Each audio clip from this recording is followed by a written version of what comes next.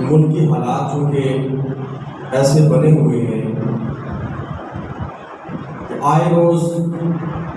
آپ علیہ السلام کی ناموس پر اور حضور علیہ السلام کی ختم میں نبوت پر ڈاکہ ڈالا جا رہا ہے۔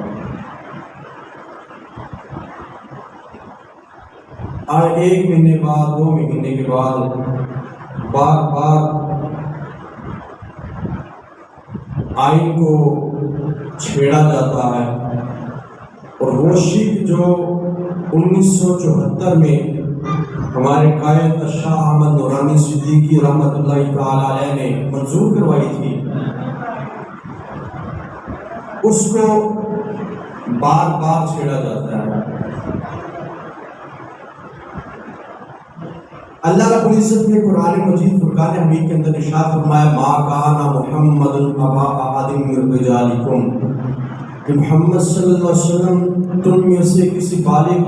مرد کے باپ نہیں ہے، ولکن رسول اللہ،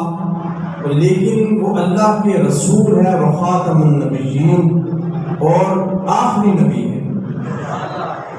نبیوں کے اوپر مہر کرنے والے ہیں، ان پر نبوت کا دروازہ بند ہو گیا ہے، ان پر نبوت ختم ہو گئی ہے، ان کے بعد کوئی نبی نہیں۔ وَقَالَ اللَّهُ بِكُلِّ شَيْءٍ عَلِيمًا، اور اللہ تعالی ہر چیز کا جاننے والا ہے، اس کے علم میں ہر شے ہے۔ لیکن آج مسلمان نام کا مسلمان ہو کر اسلام کا دعویٰ کر کے ہمارے ریڈ زون کو کراس کر رہا ہے، کیونکہ ہمارے لیے ریڈ زون صرف حضور علیہ السلام کی ذات و برکات ہے۔ اگر حضور کی عزت پر پہنا ہم نہیں دے سکتے تو ہماری زندگیاں کسی کام کی نہیں ہیں، کیونکہ ہمیں جان ملی حضور کا صدقہ، مال ملا حضور کا صدقہ، اولاد ملی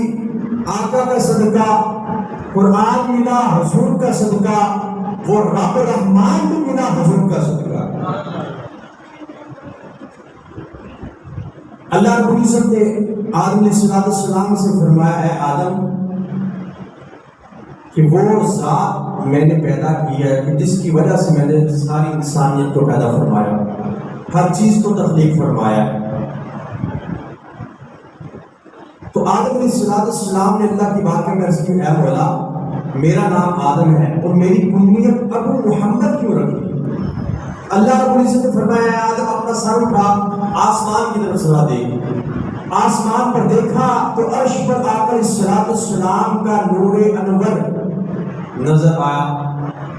تو اللہ رب العزت نے فرمایا اے آدم اس نور کی وجہ سے میں نے تجھے بھی پیدا کیا، اور اس نور کی وجہ سے میں نے زمین و آسمان کو بھی پیدا فرمایا۔